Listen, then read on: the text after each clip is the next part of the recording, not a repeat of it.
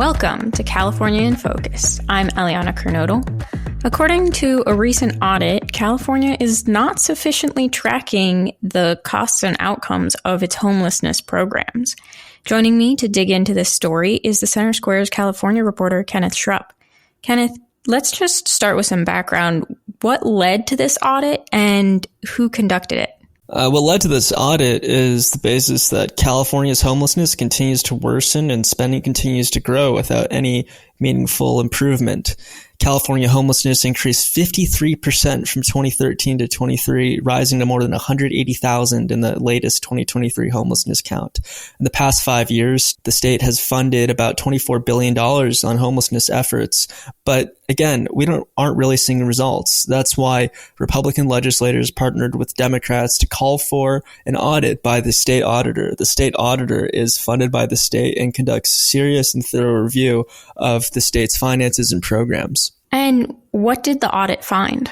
Among other things, the state auditor found that the state of California has not actually evaluated program success in addressing homelessness, and only 2 out of the 5 assessed state homelessness programs are likely to be cost effective, while the other 3 cannot be assessed due to lack of data. The 2 that it said were cost effective were Project Homekey, which buys hotels and turns them into interim or permanent homeless shelters at a lower cost than building whole new apartment complexes from the scratch. However, this assessment by the auditor didn't include the ongoing operating costs. These Homekey units cost about $35,000 per year to operate, compared to what the California legislature found is about a $35,000 cost for each unsheltered homeless person. So it seems like the only major difference here is, obviously it's much more humane to have someone in shelter than on the streets, but it's not really yielding the cost improvement that we would expect. Second is we do have a program where families, that is someone with a parent with a child is the bare minimum for family here, receives financial assistance from the state to avoid entering into homelessness so they can continue paying their rent. That program costs about $1,000 a month per receiving family and does likely appear to be very cost efficient.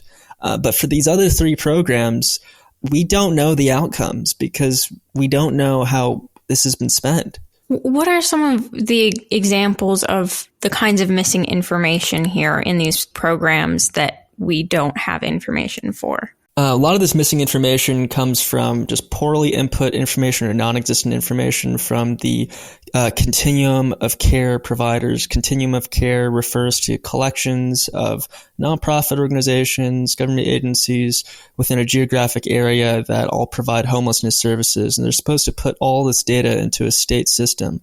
But what this audit found is this data is not accurate and it's not reliable. They found tons of enrollment records with client names such as, I kid you not, this was in the audit, Mickey Mouse or Superwoman or other names indicating their test clients such as test participant, because a continuum of care provider or agency can input any records they want using any name. Now, this is a problem because a lot of the funding is allocated to these providers based on how many people they enroll and are supporting. So if somebody just wants more money for their program, they can just put in a bunch of names and there's really no way to track whether those are real people or fake people. There's very little follow-up here. An example of this is they found one shelter that had less than 300 beds, had 1,100 people enrolled in it, which begs the question, how is this possible? California Interagency Council on Homelessness staff said, well, enrollment records don't always show when an individual stop receiving services, meaning enrollment numbers may be overstated, but there's really no way to guarantee that as well. And the California Interagency Council on Homelessness oversees these different programs. What was their response to this report? They punted the blame to these continuum of care providers for not properly putting in data and not putting in reliable data. There are a lot of cases where the COC or continuum of care workers just left fields blank, or they just would click other in all these available boxes. When they were looking at people who are leaving interim shelter, they found that about 1/3 of the people leaving interim shelter just had other checked as where they were going after. So the state auditor said, well, we can't see if this program was successful or not because a third of the people who participated in it don't have concrete data for what happened to them after they participated. So it sounds like the report does somewhat support the California Interagency Council on Homelessness's response.